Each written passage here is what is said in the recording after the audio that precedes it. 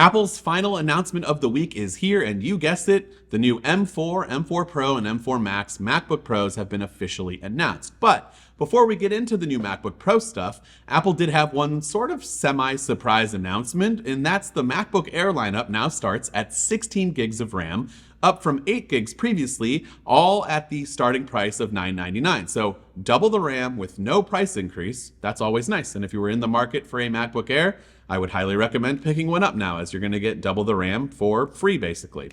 All right, back to the M4 MacBook Pros. We already know about the base model MacBook Pro because, well, that was fully leaked. I mean, like product in hand to several Russian YouTubers. They unboxed the device on their channels a few weeks ago. And so now we can officially confirm that the M4 14-inch base model MacBook Pro comes with 16 gigs of RAM standard with 3 Thunderbolt 4 ports, up from 2 from last year, and a space black finish, all starting at that entry-level price of $1599. Now, according to Apple, with the M4 MacBook Pro, that's up to 1.8 times faster than the 13-inch MacBook Pro with M1 for tasks like editing gigapixel photos, and for even more demanding workloads like rendering complex scenes in Blender, for example, that can be up to 3.4 times faster. Obviously, these machines will have the new Apple Intelligence features that we've talked about ad nauseum for like multiple times this week. So writing tools, typing to Siri, I don't know, all of the crazy features, summarize, notification. We're going to get all of that. You can check out more of the videos that I did this week by clicking the card here in the upper right corner. And later on down the road, we'll get more personal context with Siri. And I think now's a good time to just kind of take a minute, pause, and reflect on Apple Intelligence in the comments down below. Do you think it's useful? Perhaps maybe it's more useful for your Mac over your iPhone? Let me know down in those comments.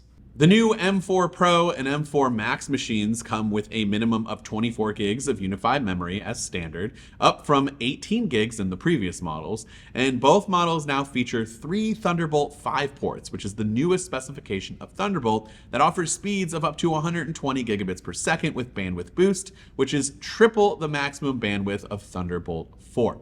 Now, in a recent video on the new Mac Mini with the M4 Pro chip, we've already talked about all of the performance capabilities. You can check that out by clicking the card here in the upper right corner. But the M4 Max is the new and obviously the most powerful Apple Silicon chip to date, and so let's talk about that performance capability.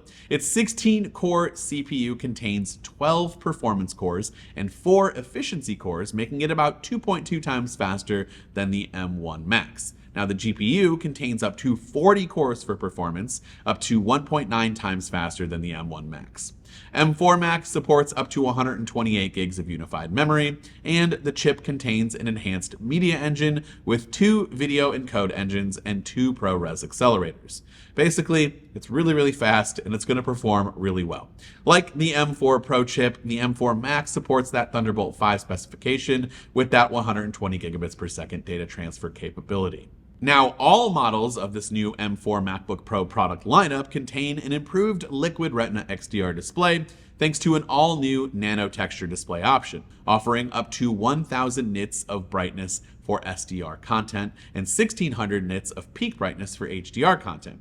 There's also a new 12 megapixel center stage camera, which Apple says delivers an enhanced video quality in challenging lighting conditions. The new camera also supports desk view, which is some sort of voodoo magic where you can show both your face and the desk immediately below you at the same time. The M4 Pro model offers up to 22 hours of battery life, while the M4 Max can offer up to 18 hours of battery life. The new M4 Pro and M4 Max are available in space black and silver colors, and the new MacBook Pros are all starting today, available for pre-order, and then will be available to customers next week, Friday, November 8th. And of course, would love to hear from you in the comments down below. Are you looking to upgrade?